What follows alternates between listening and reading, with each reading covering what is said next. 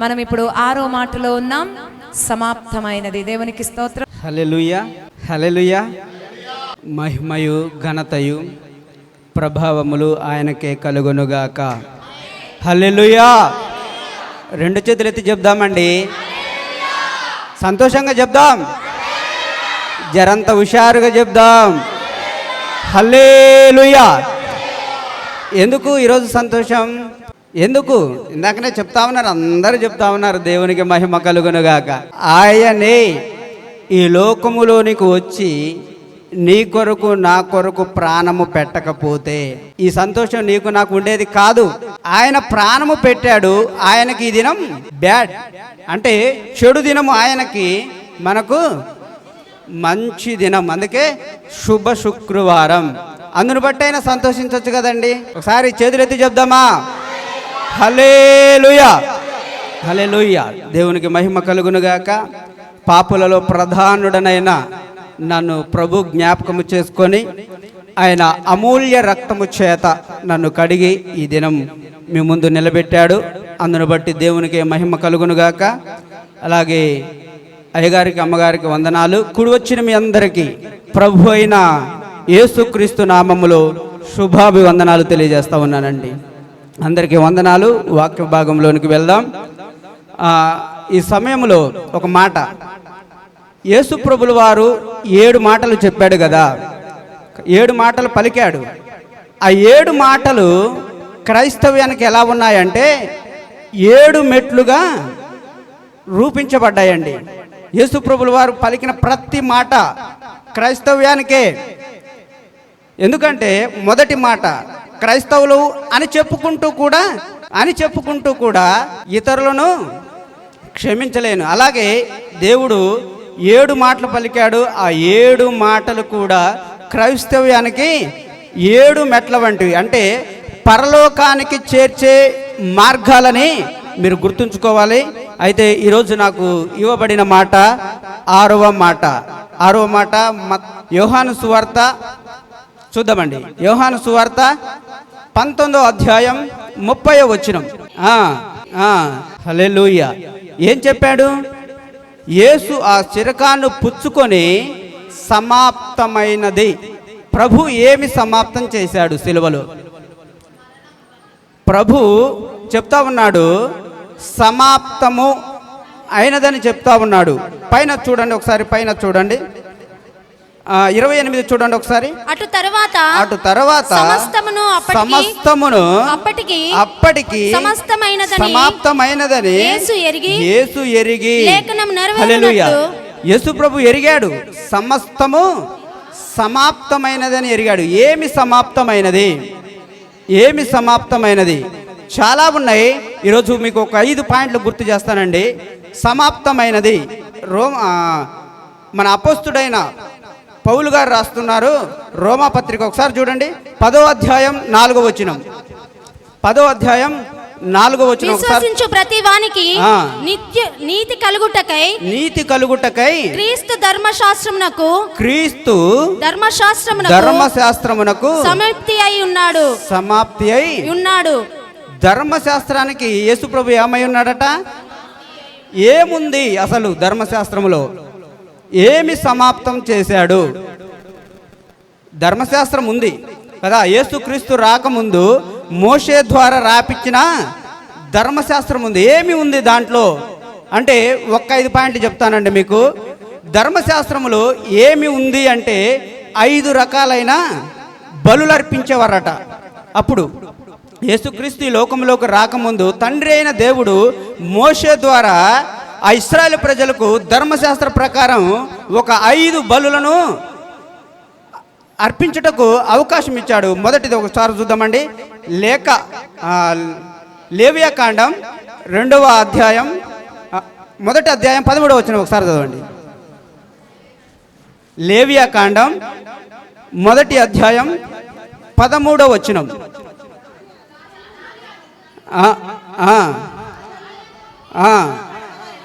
దాని అంతరములను కాళ్ళను నీళ్లతో కడగవలెను. అప్పుడు యాజకుడు దాని అంతయు తెచ్చి బలిపీఠము మీద దానిని దహింపవలెను. అది దహన బలి అనగా యెహోవాకు ఇంపైన సువాసన గల హోమము. ఏం బలి అంటుంది? ఇంపైన సువాసన గల హోమ బలి అట. మొట్టమొదటి బలి ఏంటయా అంటే ఇంపైన సువాసన గల హోమ బలి. యేసు ప్రభు రాకముందు జరుగుతున్నవి ఇవి. ఏంటి మొట్టమొదటిది? రాసుకోండి, ఇంపైన సువాసన గల హోమ బలి. ఇది ఎందుకయ్యా అంటే యెహోవా మందిరములు, యెహోవా సన్నిధులు ప్రతిదినము జరగవలసిన హోమ బలి. ఇది ఎవరికి ఇష్టమంట? దేవుడైన యెహోవాకు, తండ్రి అయిన దేవునికి ఇంపైన అంటే మంచి ఇష్టము కలిగిన హోమ బలి. రెండవది చూడండి ఒకసారి, లేవియాకాండం 2వ అధ్యాయం 1వ వచనం. ఒకడు యెహోవాకు నైవేద్యం చేయనప్పుడు అతడు నర్పించినది గోధుమ పిండిదై ఉండవలెను. అతడు దాని మీద నూనె పోసి సాంబ్రాణి వేసి యాజకులకు అహరోను కుమారుల వద్దకు దానిని తేవలెను.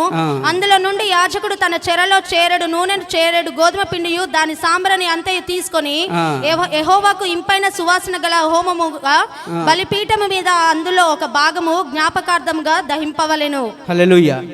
రెండవదిగా చూసినట్లయితే నైవేద్య బలి. నైవేద్యం అంటే ఇప్పుడు మనం లోకపరంగా చూసినట్లయితే విగ్రహాల కాడ పెడతారు కదా నైవేద్యం, పాశమన్నం వండి లేకపోతే కొబ్బరి ముక్కలు కొట్టి. ఆ రోజు పాత నిబంధన ప్రకారం ఏం జరిగేదంటే ఇశ్రాయేలు ప్రజలు గోధుమ పిండిని తీసుకొచ్చి యెహోవాకి నైవేద్యముగా అర్పించేవారట. రెండవది మూడవది చూద్దాం ఒకసారి. లేవియాకాండం 3వ అధ్యాయం 1వ వచనం ఒకసారి చూడండి. అతడు అర్పించినది సమాధాన బలి అయిన ఎడల. చాలు అక్కడ ఏముంది? సమాధాన బలి. దేవునికి ఒకవేళ ఎవరైనా దూరం అవుతే వారు అర్పించవలసిన బలి ఏంటో తెలుసా? సమాధాన బలి. హల్లెలూయా. సమయం లేదు, త్వరగా వెళ్ళిపోదాం. 4వది చూద్దాం. లేవియాకాండం 4వ అధ్యాయం 3వ వచనం. ప్రజలు అపరాధులగునట్లు అభిషిక్తుడైన యాజకుడు పాపము చేసిన ఎడల తాను చేసిన పాపమునకై నిర్దోషి అయిన కోడెదూడను యెహోవాకు పాప పరిహార్థ బలిగా అర్పింపవలెను. హల్లెలూయా. 4వది పాప పరిహారార్థ బలి. అంటే ఇశ్రాయేలు ప్రజలకి 10 ఆజ్ఞలు ఇవ్వబడినాయి కదండి.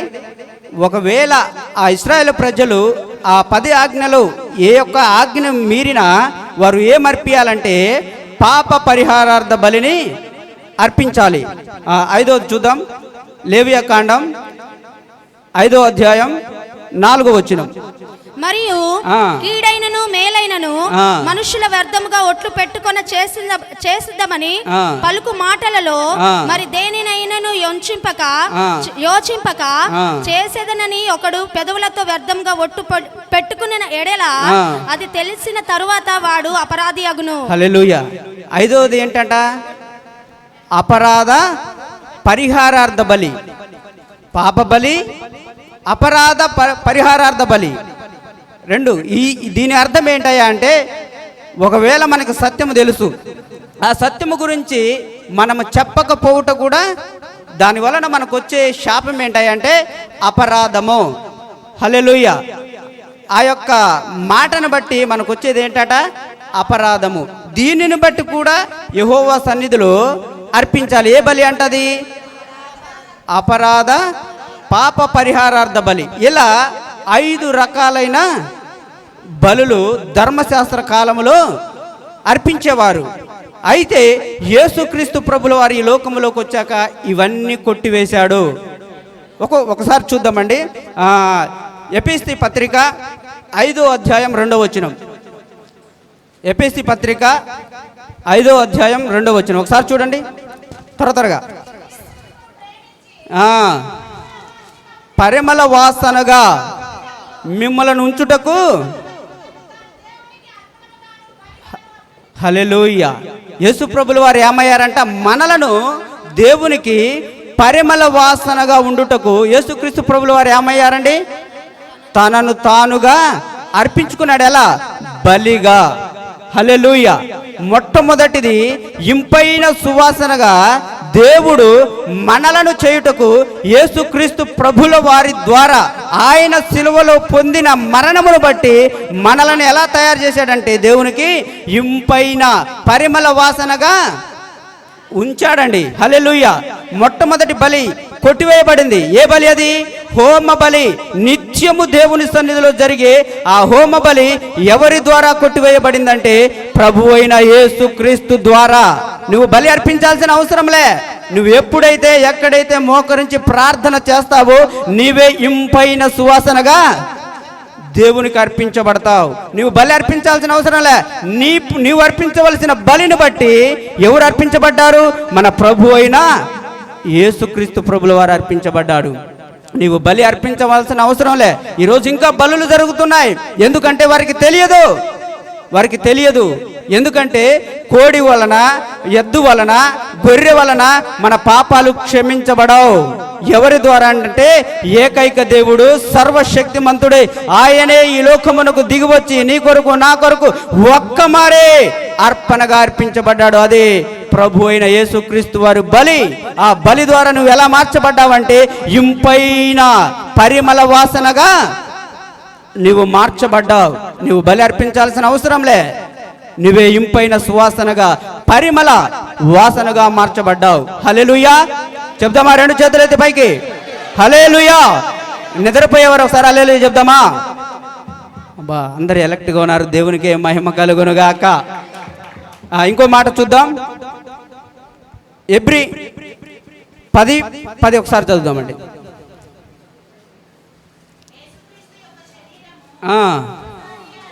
ఒక్కసారే అర్పించబడెను. హల్లెలూయా. రెండవది ఏం చూసా మనం? నైవేద్య బలి. ఇక నువ్వు మరలా వెళ్ళి దేవుని దగ్గరికి అర్పించాల్సిన అవసరంలే. యేసుక్రీస్తు ప్రభువు ఒక్కసారే అర్పించబడ్డాడు. ఆయన సిలువలో చేసిన ఆ మహాయాగం, ఆ అర్పణ మరలా నువ్వు అర్పించాల్సిన అవసరం లేదు. నీ కొరకు ఒక్క మారే దేవుని సన్నిధిలో ఆయనే అర్పించుకున్నాడు. ఇక నువ్వెప్పుడు నువ్వు అర్పణ తీసుకొని వెళ్ళాల్సిన అవసరం లేదు. దేవునికి నీవే దేవునికి అర్పణగా మారాలి. సజీవ యాగముగా నిన్ను నీవు దేవునికి సమర్పించుకోవాలని ఈ సమయమందు దేవుడు తెలియజేస్తా ఉన్నాడు. త్వరగా ముగిస్తానండి, సమయం లేదు. ఇంకొక మాట, మూడవది ఏంటి? సమాధాన బలి. హల్లెలూయా. సమాధాన బలి చూద్దాం. రోమా పత్రిక 5:10-11 ఒకసారి చూద్దామండి. ఏలయనగా శత్రులమై ఉండగా ఆయన కుమారుని మరణం ద్వారా మనము దేవునితో సమాధాన పరచిన ఎడల పరచబడిన వారమై ఆయన జీవించుట చేత మరి నిశ్చయముగా రక్షింపబడదుము. హల్లెలూయా. అలాగే 53:5 వచనం, యెషయా గ్రంథం 53:5. త్వరగా యెషయా గ్రంథం 53:5. శ్రమ నొందిన వానిగాను మనం అతన్ని ఎంచితిమి, మన అతిక్రమములను బట్టి అతడు గాయపరచబడెను, మన దోషములను బట్టి నలగగొట్టబడెను, అతడు పొందిన దెబ్బల చేత మనకు స్వస్థత కలుగుచున్నది. అక్కడ ఉంటుంది మన సమాధానార్థమైన శిక్ష. హల్లెలూయా. దేవునికి మహిమ కలుగునుగాక. ఏలయనగా మనం శత్రువులమై ఉండగా, సమాధాన బలి అంటే దేవునికి దూరం అవుతున్న సమయంలో ఇశ్రాయేలు ప్రజలు దేవునికి దగ్గర కావాలి అంటే ఏం చేయాలంటే ఇశ్రాయేలు ప్రజలు సమాధాన బలిని అర్పించాలి. అయితే దేవుని నుంచి మనము దూరం అయిపోయాం. అవునా? దేవుని నుంచి దూరం అయిపోయాం. దేవుడు ఎవరో మనకు తెలియకనే మనం ఏం చేస్తున్నామంటే విగ్రహముల చుట్టూ తిరిగాం. విగ్రహముల చుట్టూ తిరిగిన మనము దేవునికి ఏమయ్యామంటే శత్రువులముగా మార్చబడ్డాం. శత్రువులమైన మనలను దేవునికి సమీపస్తులనుగా చేయటానికి, సమాధాన పరచటానికి దేవుడు ఏమైపోయాడంట? సమాధాన బలిగా ఆయన మార్చబడ్డాడండి. ఏమీ ఉట్టిగా దేవుడు చనిపోలే. ఇవన్నీ దేవునిలో జరగాలి. జరగాలని లేఖనాలు యేసుక్రీస్తుకు ముందుగానే ప్రవచించబడ్డాయి, రాయబడ్డాయి. అవన్నీ జరుగుతూ ఉన్నాయి. ఈరోజు యేసుక్రీస్తు దగ్గరికి వస్తున్న నీవు దేవునికి సమాధానముగా ఉన్నావా? సమాధానమైన బలిని అర్పించాల్సిన అవసరం లే. దేవునికి నీవు దగ్గరకు వస్తే చాలు, దేవునితో నీవు గడిపితే చాలు, దేవునితో నీవు అంటు కట్టబడితే చాలు.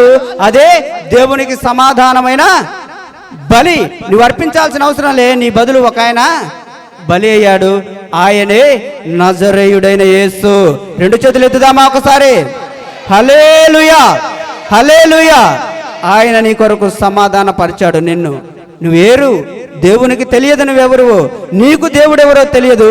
నిన్ను దేవుణ్ణి సమాధాన పరచటానికి, మీ ఇద్దరిని ఐక్యపరచటానికి మన ప్రభు అయిన యేసుక్రీస్తు ప్రభుల వారు నీ కొరకు మరణించాడు. సమయం లేదు, చూస్తా ఉన్నా. ఇంకొక మాట చూద్దాం. ఇంకోటి, పాప పరిహారార్థ బలి. ప్రతి మనిషిలో ఉన్న పాపం ఎక్కడ మొదలైంది? ఆదాము అవ్వల దగ్గర మొదలైన పాపం ప్రతి మనిషిని ఏలుకుంటూనే వస్తుందండి. ఏంటి ఆ పాపం అంటే? పాపముకున్న బలం ఏంటి? మరణం కదా. ప్రతి మనిషిని ఏలుతున్నది ఏంటయ్యా అంటే పాపం వలన వచ్చు జీతం మరణం. ఆ మరణమును జయించడానికి యేసుక్రీస్తు ప్రభుల వారి లోనికి వచ్చాడు. వచ్చి సిలువలో ఆయన బలియాగమై ఒక మాట అంటున్నాడు, మరణమా నీ విజయం ఎక్కడా? మరణమా నీ ముల్లెక్కడా? విజయ ధ్వనితో ఆ మరణపు ముళ్ళును విరిచి, ఆ బలమును విరిచి మరణమే లేకుండా చేశాడు. ఎవరికంటే నీకు, నాకు. హల్లెలూయా. పాప పరిహారార్థ బలి. ఒకసారి చూద్దాం లేఖనం ప్రకారం.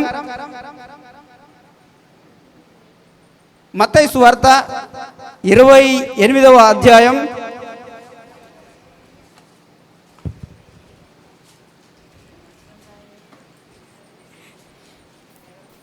18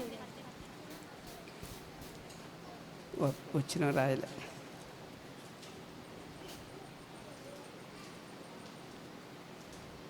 అక్కడ రాయబడిన మాట ఏంటంటే, అనేకుల నిమిత్తం, అనేకుల పాపముల నిమిత్తం నా రక్తం చిందించబడుతుంది, ఇది నా నిబంధన రక్తం అని యేసుప్రభుల వారు అక్కడ చెప్తా ఉంటాడనమాట.